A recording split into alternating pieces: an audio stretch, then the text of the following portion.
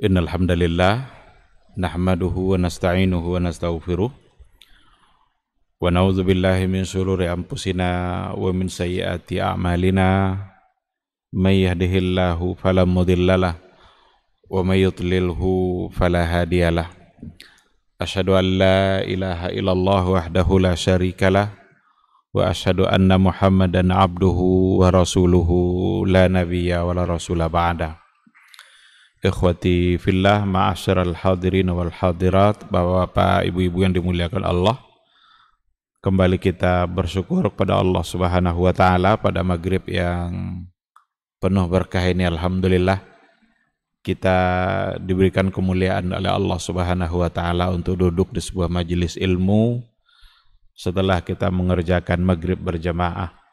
Mudah-mudahan ibadah solat yang sudah kita kerjakan diterima oleh Allah Subhanahu wa taala sebagai amal saleh, dan mudah-mudahan majelis ilmu ini bisa menjadi wasilah bagi kita untuk meraih mendapatkan kemuliaan kita di sisi Allah Azza wa Jalla. Kita berharap mudah-mudahan umur yang masih tersisa hendaknya senantiasa kita gunakan untuk berbuat baik. Sama-sama kita juga harus bersalawat dan salam untuk Rasulullah sallallahu alaihi wasallam. Allahumma shalli ala Muhammad wa ala ali Muhammad.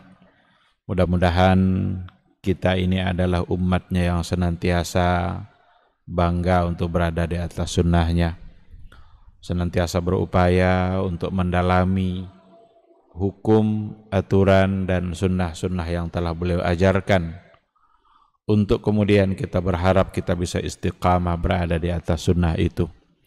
Karena yakinlah bahwa satu-satunya jalan keselamatan itu hanyalah ketika kita berada di atas garis, di atas jalan yang sudah ditentukan oleh Rasulullah sallallahu alaihi wasallam. Setiap kali kita mencoba menjauh dari jalan itu, maka setiap kali itu pula berarti kita menumpuk kebencian Allah terhadap diri kita. Tapi kalau seandainya kita semakin hari semakin dekat dengan sunnahnya beliau, maka itu artinya kita semakin menumpuk dan mendulang cinta dari Allah Subhanahu wa taala. Mudah-mudahan kita semua bisa mendapatkan syafaatnya di yaumul mahsyar, yauma la yanfa'u malun wala banun illa man atallaha biqalbin salim. Ikhwati fillah, ma'asyiral hadirin wal hadirat, rahimani Allah wa iyyakum. Kembali pada maghrib ini kita akan melanjutkan kajian kita dengan tema Maqasidul Quran, Maqasid Al-Quranil Karim. Pada pembahasan yang terakhir kita sudah bahas permasalahan yang berkaitan apa yang harus kita lakukan terhadap Al-Quranul Karim.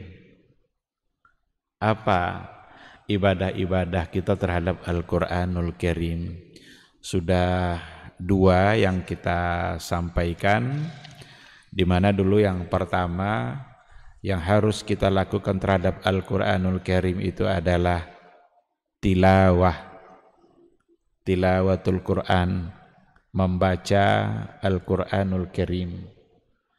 Membaca Al-Quranul Karim itu adalah salah satu dari bentuk ibadah kita terhadap Allah Subhanahu wa taala ketika kita membaca firman-firman-Nya. Betapa mulianya orang-orang yang senantiasa membaca Al-Quran. Betapa tingginya derajat dan kemuliaan orang-orang yang senantiasa melakukan tilawatul Quran. Karena ketika mereka membaca Al-Quran, mereka telah melakukan sesuatu yang juga Allah Subhanahu wa taala perintahkan kepada Rasulullah sallallahu alaihi wasallam. Yang pertama itu dan yang sudah kita bahas. Yang kedua, kemarin yang terakhir sekali yang kita bahas adalah membaca tidak hanya sekedar membaca, tapi harus diikutkan dengan tadabbur, mentadabburi ayat-ayat Allah Subhanahu wa taala. Afala yatadabbarunal Qur'an am ala qulubin akfaluha. Tidakkah mereka mau mentadabburi ayat-ayat Al-Qur'an atau hati mereka ternyata telah terkunci, hati mereka telah tertutup. Berarti orang-orang yang tidak mau mentadabburi Al-Qur'anul Karim adalah orang-orang yang hatinya sudah tertutup. Oleh karena itu, hidupnya hati kita, hidupnya jiwa kita itu sesungguhnya adalah dengan melakukan tadabbur terhadap ayat-ayat Allah Subhanahu wa ta'ala. Jadi tadabbur itu hubungannya dengan hati. Hati yang gersang akan bisa dihidupkan dengan tilawatil Quran dan sekaligus dengan mentadabburi ayat-ayat Al-Quran. Tilawah itu sesuatu yang sangat baik untuk dilakukan dan akan lebih sempurna lagi kalau seandainya tilawah kita ikutkan dengan tadabbur ayat-ayat Al-Quranul Karim. Maka tidak jarang kita mendengarkan para imam-imam besar, imam di Masjidil Haram, imam di Masjid Nabawi, ketika mereka membaca ayat-ayat Allah, mereka bisa meneteskan air mata. Ketika mereka membaca firman-firman Allah dalam Al-Quranul Karim, mereka bisa menangis. Itu dikarenakan oleh penghayatan mereka terhadap apa yang mereka baca. Ketika yang dibacanya adalah ayat-ayat yang berhubungan dengan ancaman-ancaman Allah Subhanahu wa ta'ala, bagaimana hati kita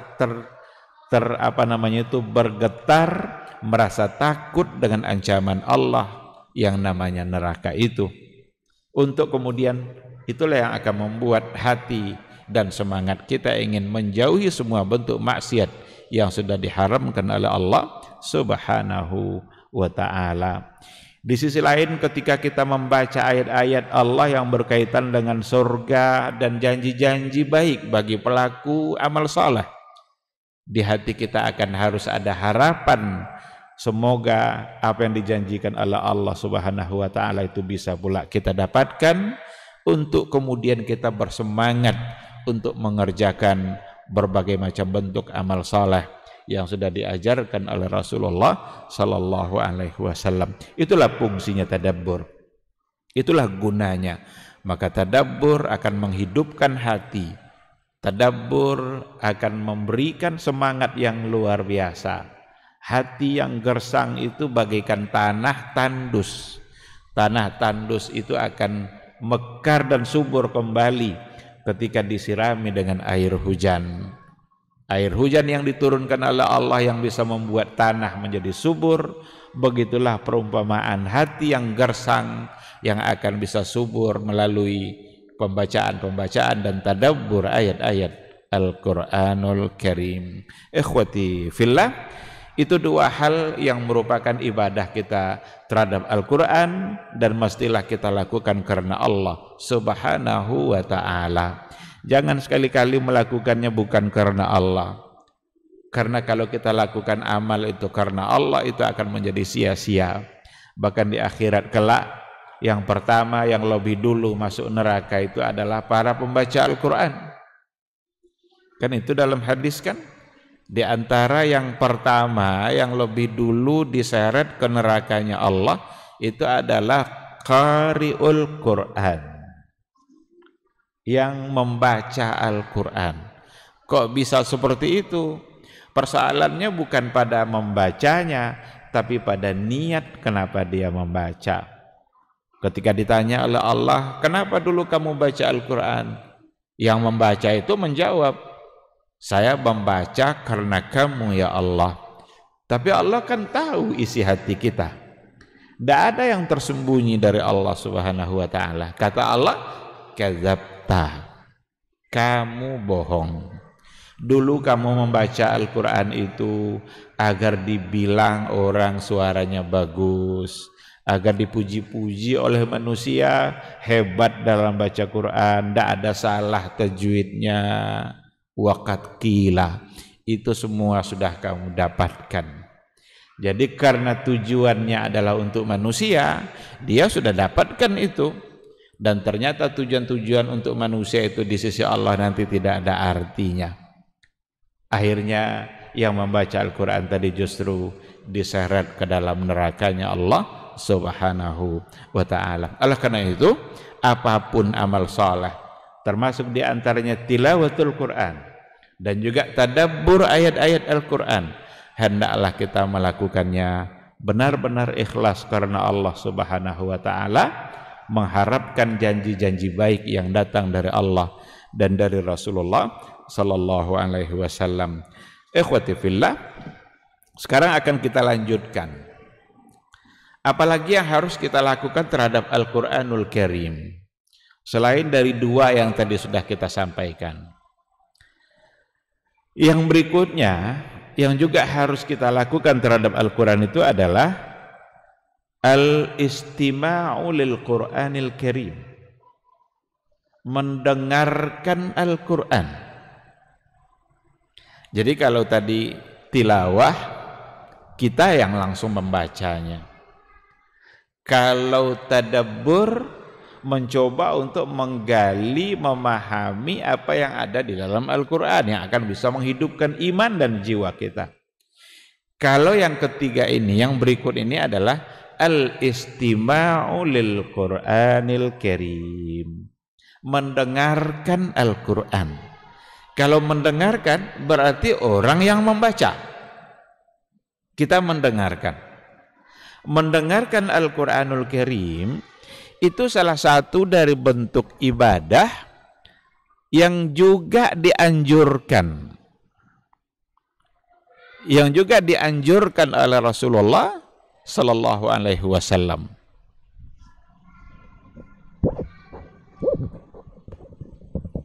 Mati Miki.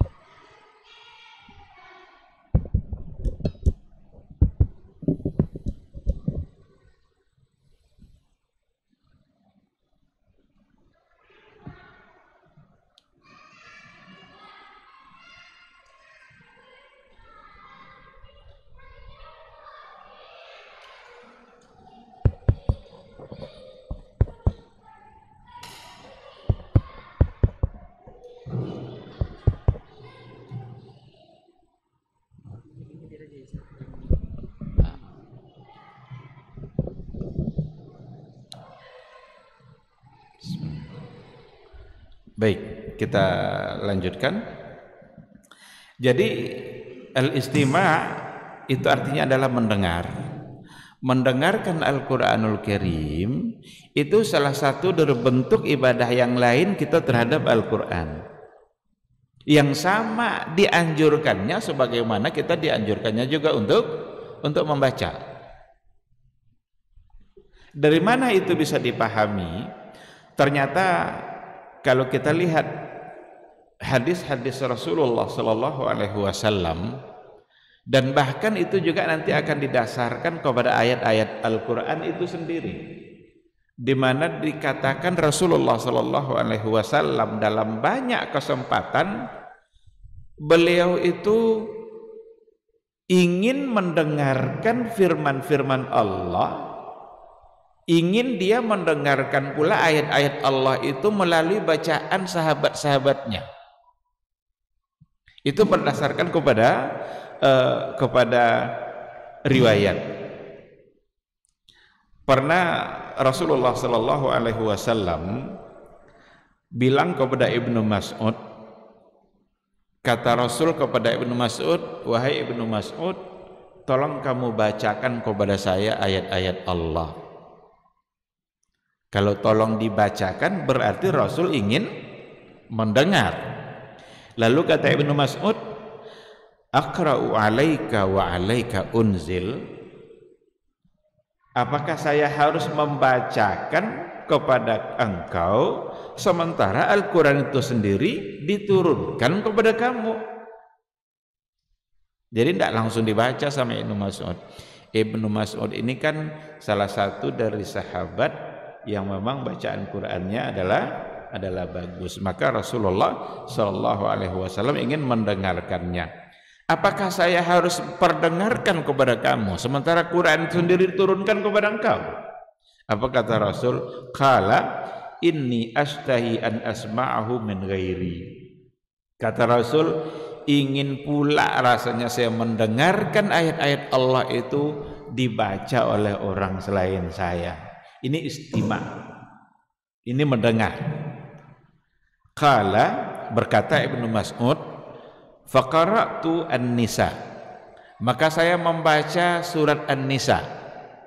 Dibacalah oleh Ibnu Mas'ud itu surat An-Nisa hatta iza balagat, sampai pada ayat yang ke-41, fa kaifa idza ji'na min kulli ummatin bi syahidin wa ji'na bika ala haula'i syahida. Maka bagaimana ketika kami mendatangkan dari setiap umat itu seorang saksi, wa ji'na bika ala haula'i syahida, dan kami datangkan engkau wahai Muhammad untuk menjadi saksi bagi semua umat yang ada di hari itu. Ini An-Nisa ayat 41.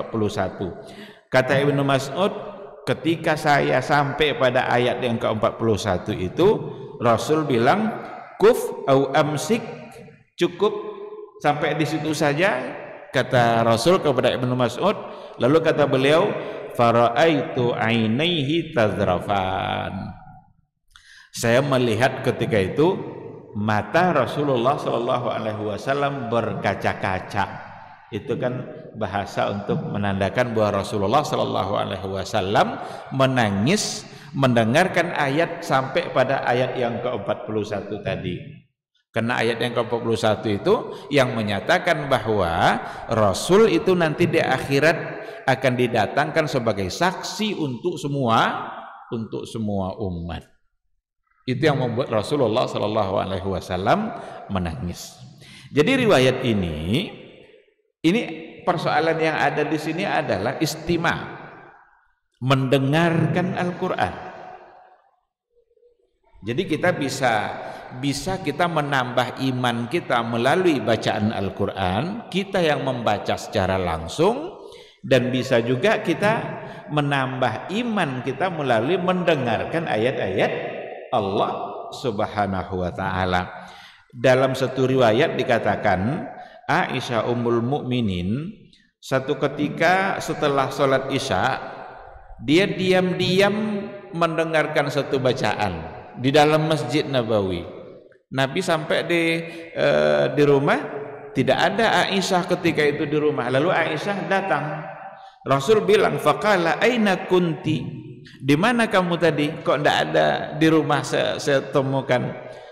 Qultu, kata Aisyah, kuntu astami'u qira'ata rajulin min ashabik, tadi saya diam-diam mendengarkan bacaan salah seorang dari sahabat engkau wahai Rasulullah, lam asma' qablu qira'atahu wa sautahu min ahadin, saya belum pernah mendengarkan bacaan seperti itu dengan suara seperti itu dari seorang pun.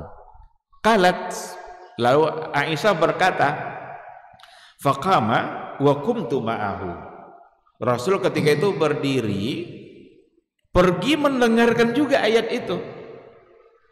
Wa kumtu ma'ahu, dan saya ikut pula bersama Rasul, kata Aisyah, hatta stama'a lahu, sampai akhirnya Rasul berhasil mendengarkan apa yang tadi didengarkan oleh Aisyah Ummul Mukminin.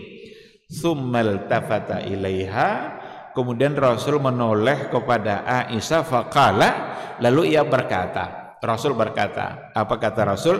Hadza Salim maula Abi Hudzaifah, yang membaca tadi itu adalah Salim maula Abi Hudzaifah, seorang budak yang pernah dimerdekakan oleh Abu Hudzaifah.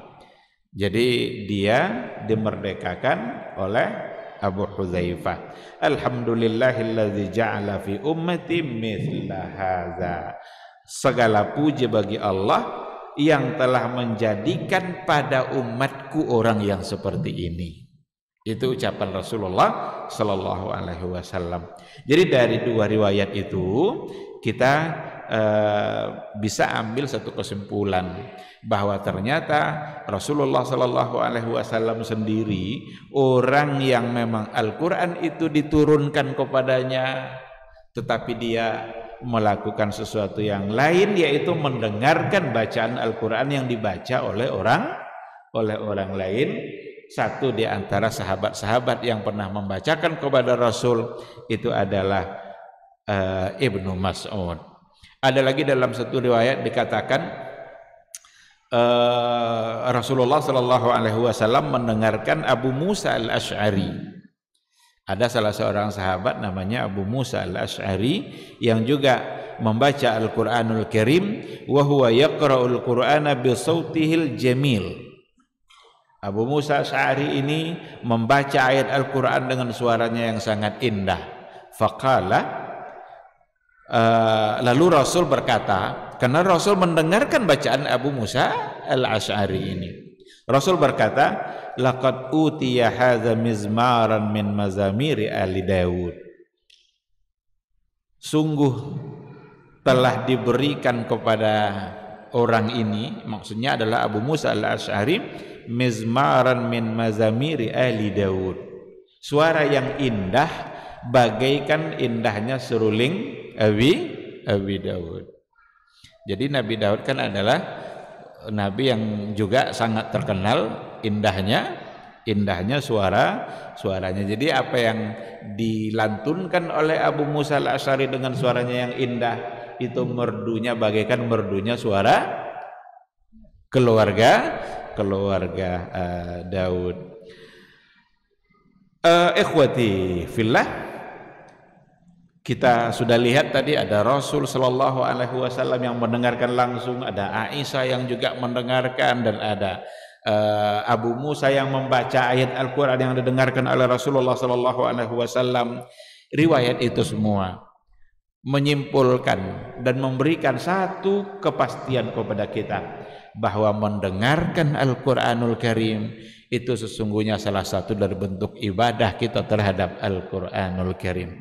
Kan kadang-kadang kan kita capek untuk membaca langsung. Udah lama kita baca, pada akhirnya mungkin kita akan capek untuk saat itu.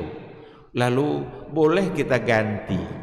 Kita berikan variasi ibadah kita terhadap Al-Quranul Karim. Selain kita membaca langsung, maka kita juga bisa mendengarkan.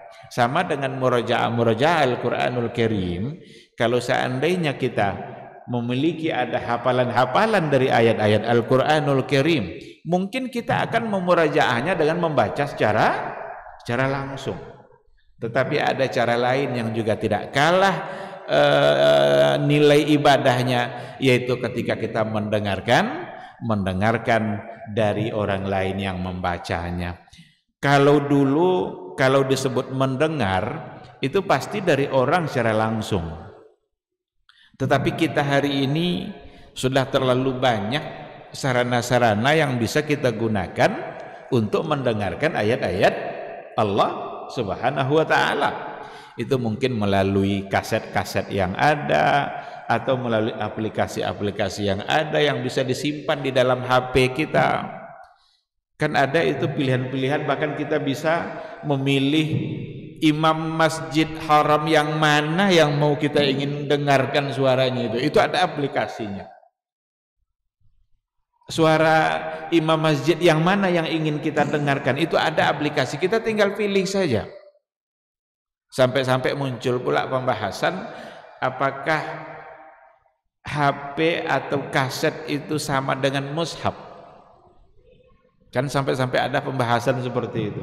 Umpamanya ada kaset yang di situ ada ayat-ayat Al-Quranul Karim, atau ada HP yang kita punya yang isinya adalah Al-Quranul Karim, aplikasi Al-Quran yang kita bisa buka.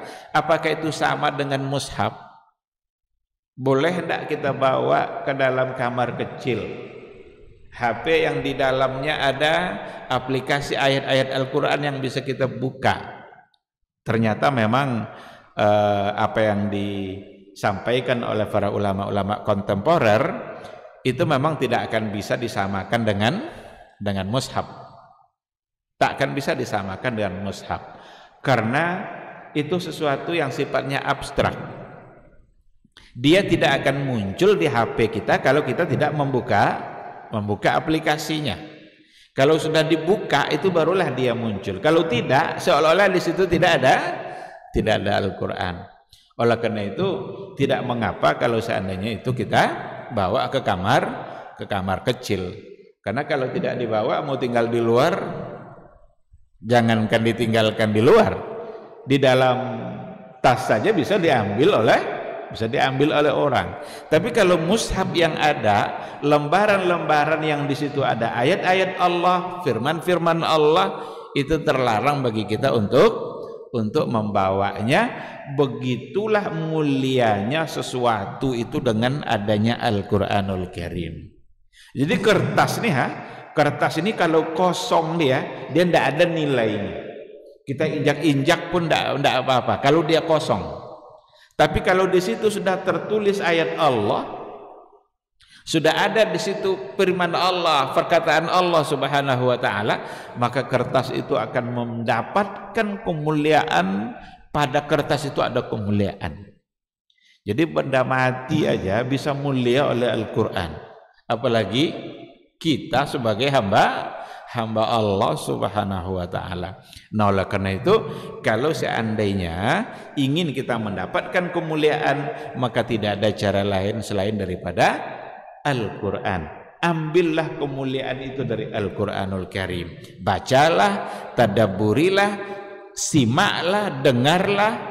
Waktu yang kita habiskan untuk mendengarkan ayat-ayat Allah, itu semua detik waktu kita akan bernilai ibadah di sisi Allah Subhanahu wa taala. Sama halnya dengan ketika habiskan waktu kita untuk membaca secara langsung ayat-ayat Allah Subhanahu wa taala. Ikhwati fillah,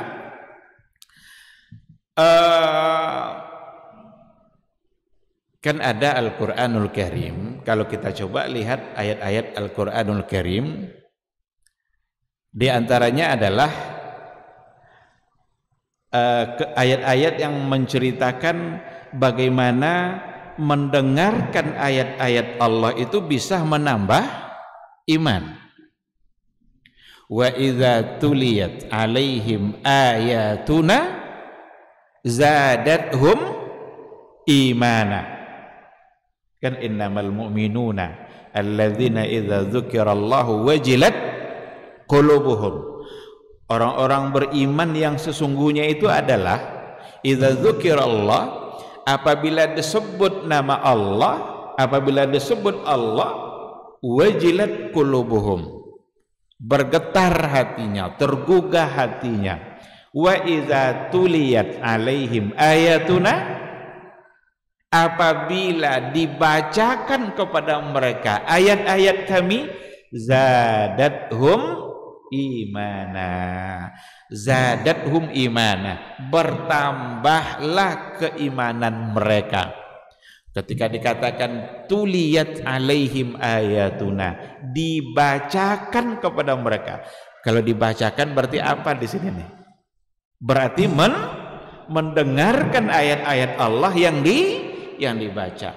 Dan Allah katakan zadathum imana, maka bertambah iman mereka. Maka mendengarkan Al-Qur'an, mendengarkan ayat-ayat Allah, itu sesungguhnya salah satu cara untuk menambah iman dan ketakwaan kita kepada Allah Subhanahu wa taala.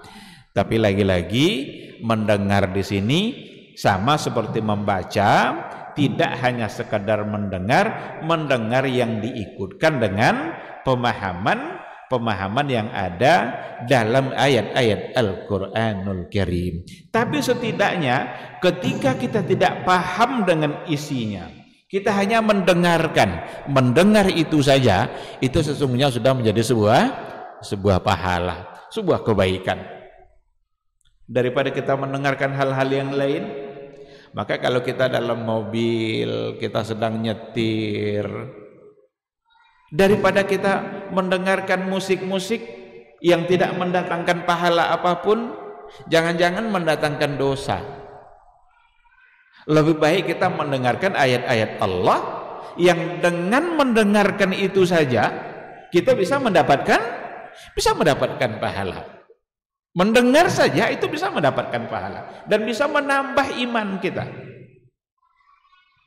Begitulah kemuliaan yang akan kita dapat melalui Al-Quranul Karim. Baik, ikhwati fillah, itulah dulu sebabnya orang-orang yang orang-orang jahiliyah dulu menghalang-halangi orang-orang Quraisy itu agar tidak sering-sering mendengarkan ayat Al-Quran itu dibaca oleh Nabi. Karena dengan sering mendengarkan itu bisa membuat mereka mendapatkan hidayah. Itu di dalam Al-Quran kan diceritakan seperti itu. Seperti yang terdapat di dalam surat Fussilat. Di surat Fussilat itu, wa qala alladzina kafaru la tasma'u lihadzal Qur'an. Orang-orang kafir itu berkata, apa kata mereka? La tasma'u lihadzal Qur'an. Jangan kalian dengarkan Al-Quran ini. La tasma'u, jangan kalian dengar. Jadi dihalang-halangi oleh petinggi-petinggi Quraisy itu agar masyarakat yang belum beriman itu tidak mendengarkan ayat yang dibaca oleh Nabi. Wal fihi, buatlah sesuatu yang membuat mereka menjadi lalai dari Al-Quran itu. La'allakum taghlibun, mudah-mudahan kalian bisa mengalahkan mereka. Jadi mereka selalu berupaya untuk agar mereka tidak mendengarkan Al-Quran dan dibuat hal-hal yang membuat mereka lalai dari Al-Quran. Ini perlu kita perhatikan baik-baik makna ayat ini, karena ini ada pada zaman kita hidup saat sekarang ini. Betapa banyak hal-hal yang akan membuat kita lalai dari mendengarkan ayat-ayat Allah. Bahkan telinga kita ini lebih cenderung mendengarkan hal-hal yang lain. Nggak betah dia kalau untuk mendengarkan lama-lama ayat Al-Quran. Itu ciri-ciri orang yang hatinya rusak.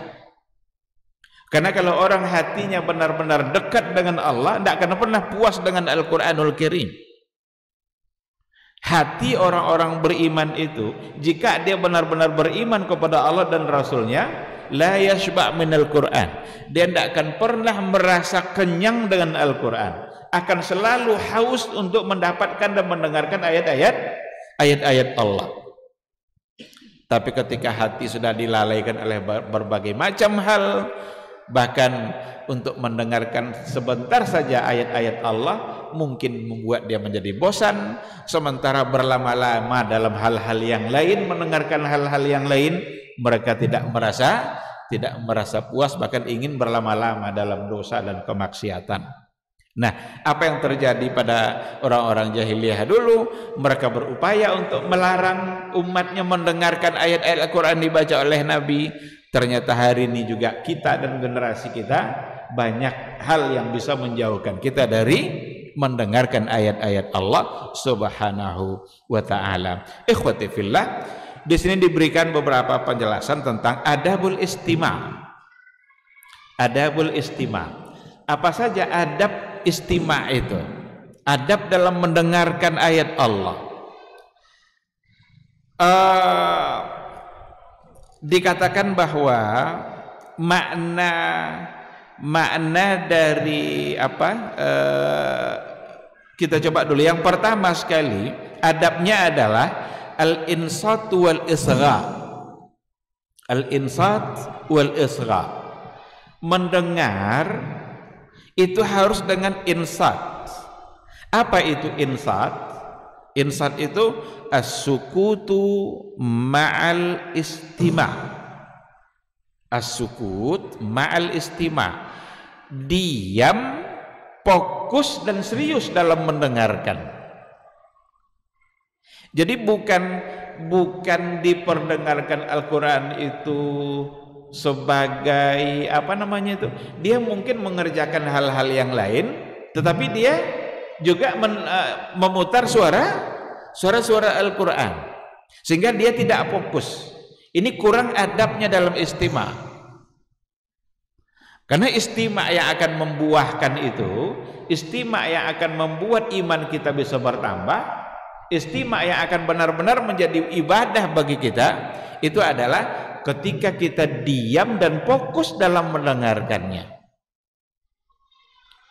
Nah, berdasarkan kepada firman Allah Subhanahu wa taala, wa idza quri'al Qur'anu fastami'u lahu wa ansitu la'allakum turhamun. Apabila dibacakan Al-Qur'anul Karim, fastami'u lahu, maka dengarkanlah, wa ansitu.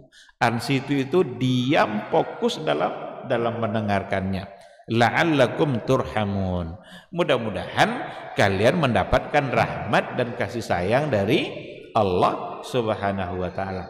Coba kalau kita perhatikan ujung ayat ini, la'allakum turhamun, itu maknanya adalah mendengarkan ayat Allah itu akan menurunkan rahmat dan kasih sayang Allah Subhanahu wa taala.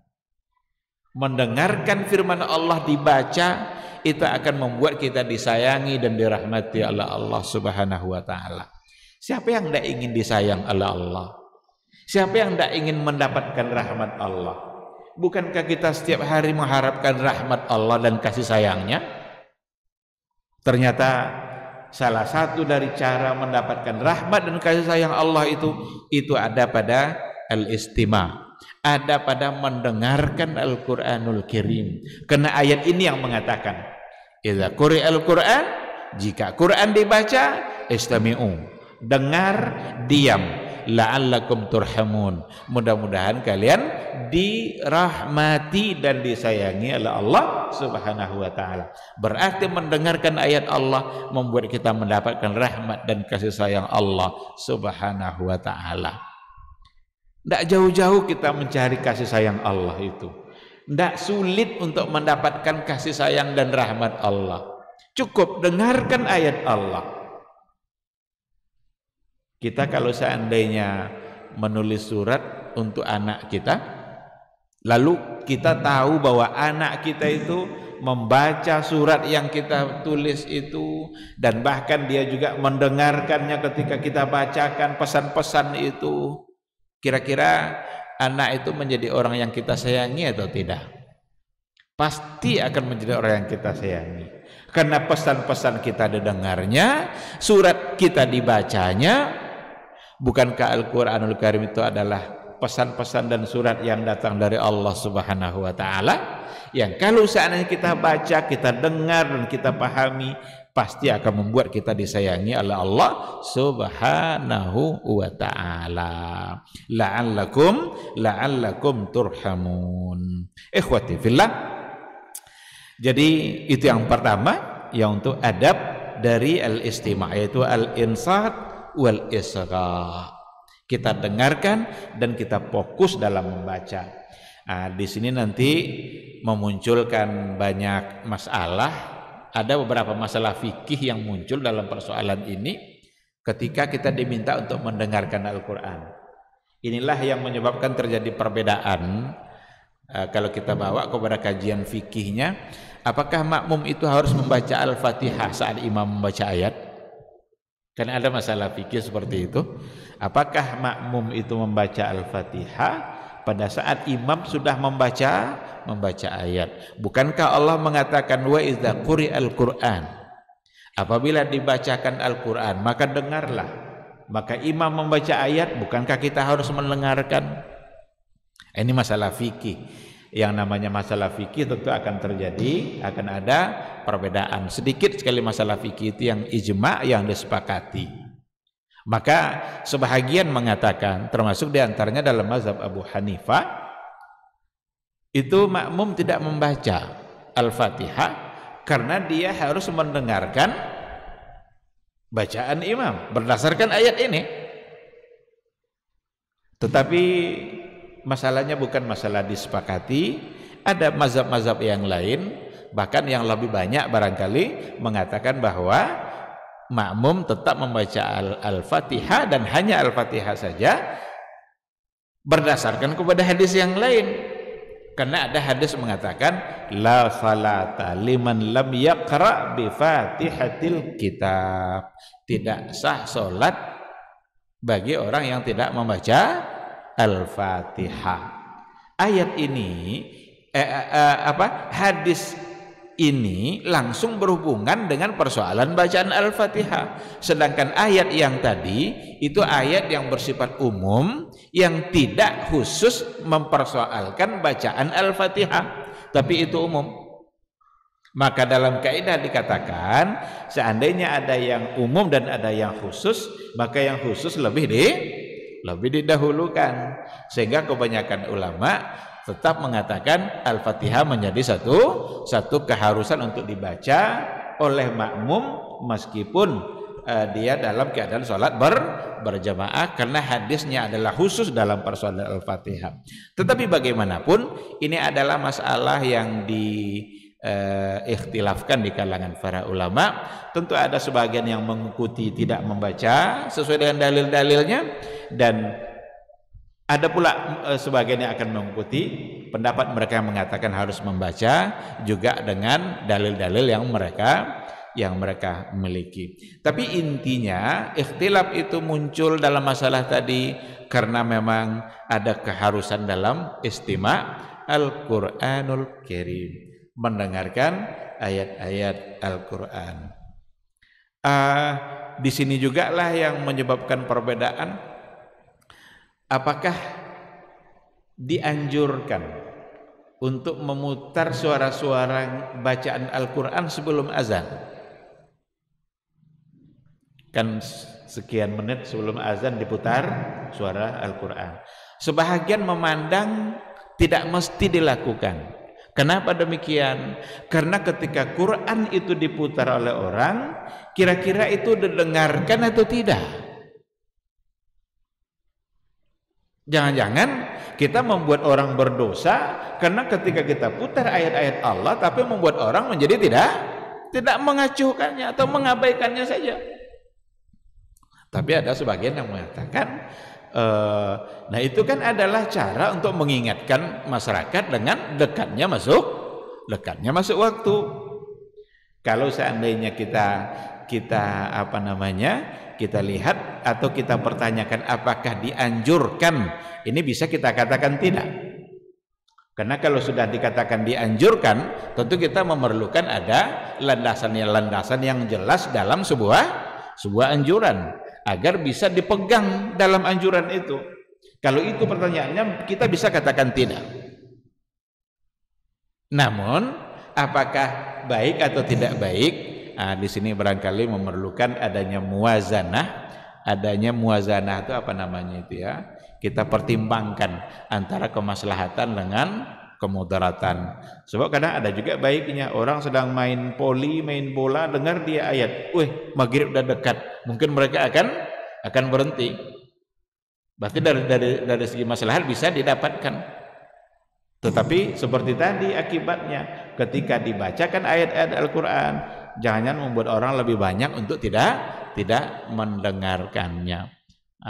Jadi seperti itu kalau kita kaitkan dengan ayat-ayat Al-Quranul Karim. Yang tidak boleh itu adalah ketika kita katakan pula bahwa harus diputar dulu atau harus dengarkan dulu ayat Allah sebelum azan. Ini menjadi sesuatu yang menjadi salah karena mengharuskan sesuatu tanpa ada alasan yang jelas. Baik, ikhwati fillah, itu yang pertama. Jadi al-insat wal isra. Yang kedua, yang adabul istima' itu berlaku pada istima' hal-hal yang berlaku juga pada tadabbur. Jadi istima' tadi itu perlu juga adanya tadabbur, ta'assur dan tajawub. Jadi istima' itu sebagaimana tilawah yang memerlukan adanya tadabbur, maka istima' juga dianjurkan diikutkan dengan tadabbur. Jadi kita dengar ayat Allah lalu kita mengambil dan mencoba untuk mentadabburi apa yang didengar. Wa ta'assur. Ta'assur itu apa namanya itu? Berpengaruh mendengar itu ke dia. Ada pengaruhnya. Wa tajawub, ada respon. Jadi ketika yang dia dengar itu adalah ya ayyuhallazina amanu, hai orang-orang yang beriman, tubu ilallahi taubatan nasuha, bertaubatlah kepada Allah dengan taubat nasuha. Dia tidak baca nih, tapi dia dengar. Ketika dia mendengarkan ayat-ayat yang tadi itu, ada ta'assur, ada pengaruhnya di hati dia, ada responnya. Berarti ketika yang dipanggil ada orang-orang beriman, maka dia merasa terpanggil oleh apa yang dia dengar. Kan ketika kita bicara tadabbur pada pertemuan yang sebelumnya, kita katakan bahwa pada saat ayat-ayat Allah itu dibacakan atau disampaikan atau kita baca sendiri, jangan kita menganggap ayat itu untuk orang lain. Jangan dianggap itu untuk orang lain. Bisa terjadi seperti itu. Kita mendengarkan ceramah umpamanya, ada ustadz yang berceramah, dibacanya satu ayat. Ayat itu berkaitan dengan persoalan ghibah umpamanya. Wala yaktab ba'dukum ba'dha, janganlah kalian saling menghibah. Kadang di hati kita ngomong, ini ustadz ini nyinggung si fulan nih. Ini ustadz ini yang dimaksudnya adalah orang ini nih. Enggak. Jangan larikan ke orang.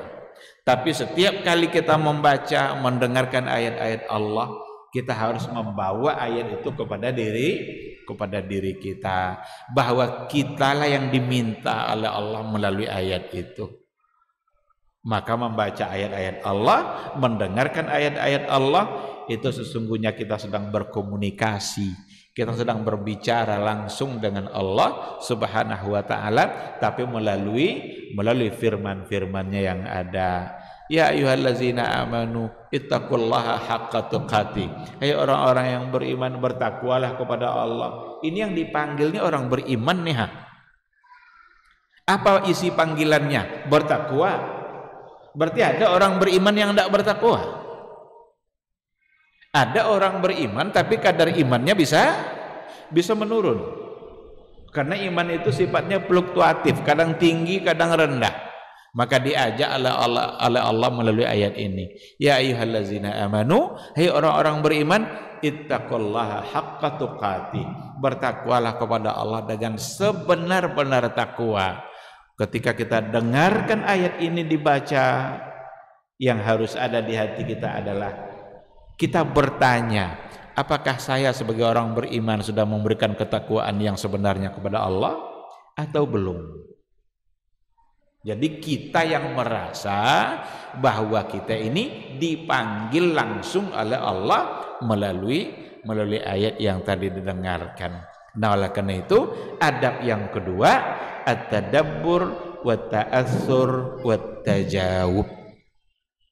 Kita harus ada respon, kita harus bisa mendapatkan pengaruh dari apa yang kita dengar, dan melalui pendengaran ayat-ayat itu juga kita bisa mentadabburi ayat-ayat Allah Subhanahu wa ta'ala.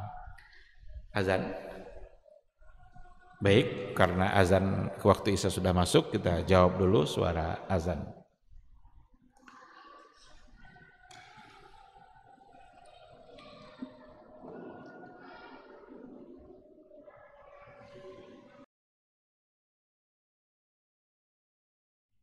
Ketahuilah bahwa ketika kita mengikuti sebuah majelis ilmu, itu sesungguhnya Allah sedang memberikan kepada kita sekian banyak fadilah dan keutamaannya. Karena sungguh sangat mulia orang-orang yang berada di majelis ilmu. Orang-orang yang berada di majelis ilmu adalah orang-orang yang akan dimudahkan baginya jalan menuju surga Allah. Dalam hadis dikatakan oleh Rasulullah sallallahu alaihi wasallam, "Man salaka tariqan yaltamisu fihi ilman, sahalallahu lahu tariqan ilal jannah." Barang siapa yang menempuh satu jalan di mana tujuannya adalah untuk mendapatkan ilmu, maka Allah akan mudahkan baginya jalan menuju surga. Surga itu perlu iman, dan mendapatkan surga itu perlu ilmu. Maka di majelis ilmu lah kita bisa menumbuhkan iman kita, dan di majelis ilmu lah kita bisa mendapatkan ilmu pengetahuan. Maka sering-seringlah menghadiri majelis yang bisa menambah iman kita dan juga bisa menambah ilmu, agar surga Allah itu benar-benar semakin dekat dengan kita bersama.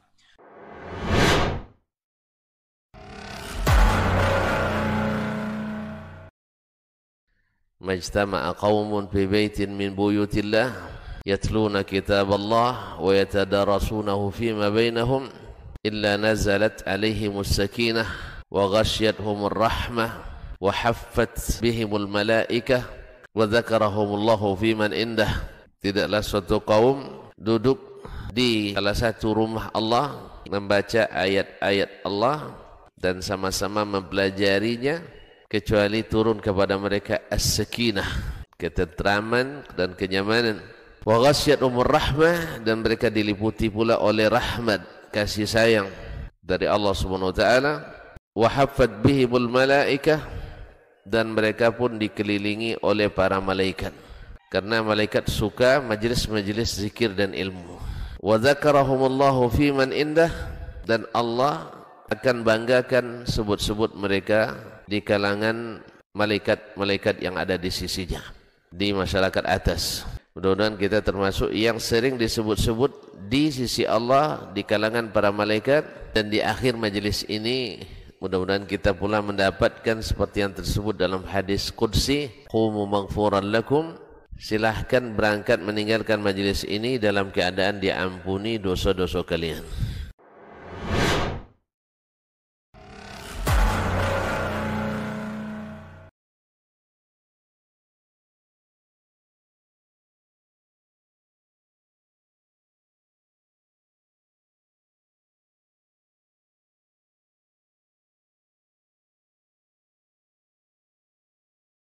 Bismillahirrahmanirrahim. Alhamdulillah.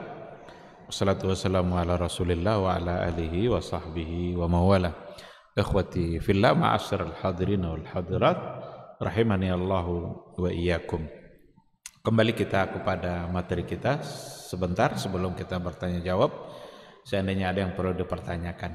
Dari apa yang tadi disampaikan, nampak oleh kita kedudukan istima' lil Quran, kedudukan mendengarkan ayat-ayat Al-Quranul Karim, di mana di situ ada nilai ibadah yang sama dengan membaca Al-Quran.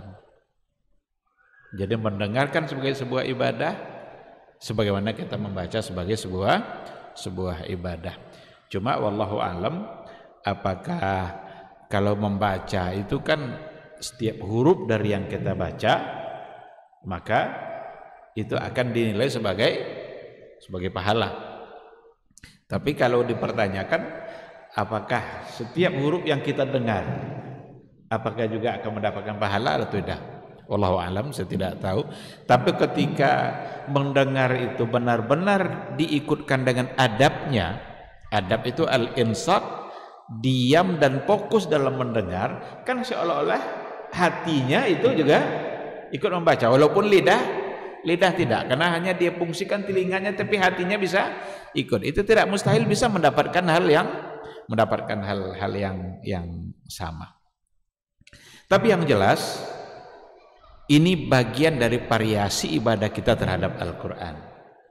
Capek kita dengan membaca, kita pindah kepada ibadah yang bentuk yang lain, yaitu mendengarkan Al-Quran.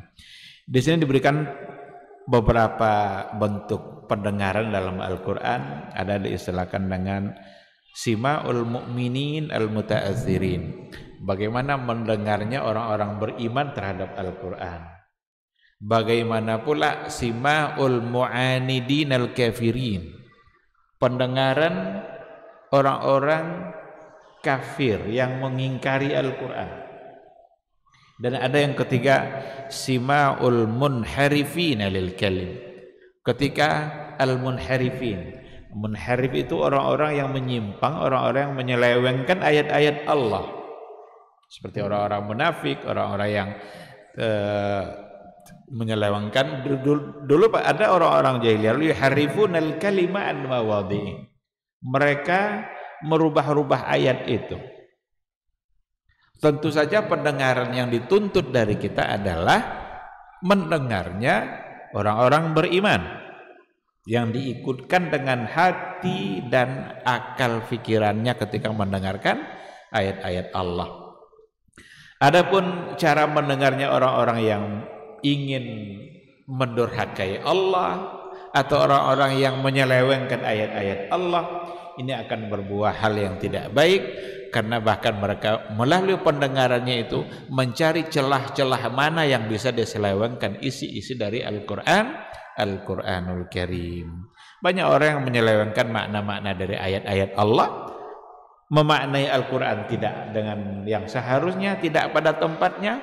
Ini tentu saja sesuatu yang tidak dibenarkan. Yang harus kita lakukan adalah mendengar yang diikutkan dengan hati dan akal pikiran kita, sehingga pendengaran kita terhadap Al-Quran itu bisa menambah iman. Inilah yang wa iza tuliyat alaihim ayatuna zadathum imana. Apabila dibacakan kepada mereka ayat-ayat kami, maka bertambahlah iman mereka. Mudah-mudahan iman kita selalu meningkat dengan seringnya kita mendengarkan ayat-ayat Allah Subhanahu wa ta'ala. Ini mungkin yang bisa kita bahas pada pertemuan kita kali ini. Kalau ada pertanyaan silahkan. Tapi saya ingin kembali kepada sebelum bertanya, ada yang ditanyakan pada pertemuan yang sebelumnya, apakah iqamah itu ada jawabannya sama seperti azan atau tidak? Ini yang dulu pernah dipertanyakan.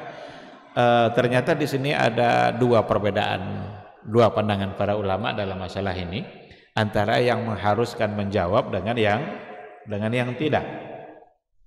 Yang mengharuskan menjawab iqamah sama seperti azan itu menggunakan keumuman hadis perintah menjawab azan, karena iqamah itu juga disebut sebagai azan. Kan sallu bainal azanaini, salatlah di antara dua azan. Ini dua azan di sini jangan dipahami dua azan salat Jumat, karena pada masa Nabi belum ada dua kali azan dalam salat Jumat, baru ada pada masa Utsman bin Affan. Maka antara dua azan itu maksudnya adalah azan wal iqamah. Jadi iqamah itu disebut dengan azan. Nah, ketika ada perintah dari Nabi untuk menjawab azan, iqamah juga disebut azan. Berarti dianjurkan menjawab azan. Ini oleh yang mengatakan jawabannya harus dijawab. Tapi itu tidak menjadi hal yang disepakati oleh para ulama. Sebahagian dalam mazhab seperti mazhab Abu Hanifah, kalau saya tidak salah, itu mengatakan iqamah tidak ada jawabannya, karena iqamah berbeda dengan azan. Kalau azan kita diberi waktu untuk menjawabnya. Selesai ucapan Allahu Akbar, muazin berhenti. Kalau iqamah berhenti enggak kan? Langsung sampai selesai.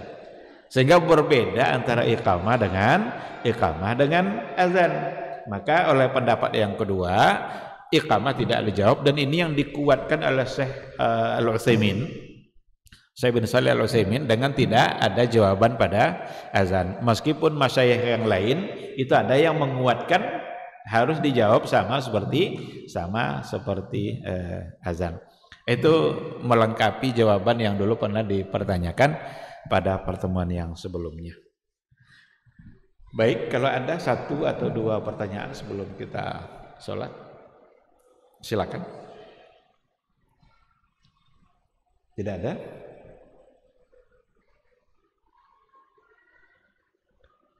Baik, kalau tidak ada, ya barangkali kita cukupkan sampai di sini. Mudah-mudahan apa yang kita bahas pada malam hari ini bisa kita pahami, menjadi ilmu bagi kita. Kita berharap semoga kita tetap istiqamah dan diberikan semangat ibadah oleh Allah sampai akhir hayat nanti. Amin amin ya rabbal alamin. Subhanakallahumma wa bihamdika asyhadu an la ilaha illa anta astaghfiruka wa atubu ilaik. Wassalamualaikum warahmatullahi wabarakatuh.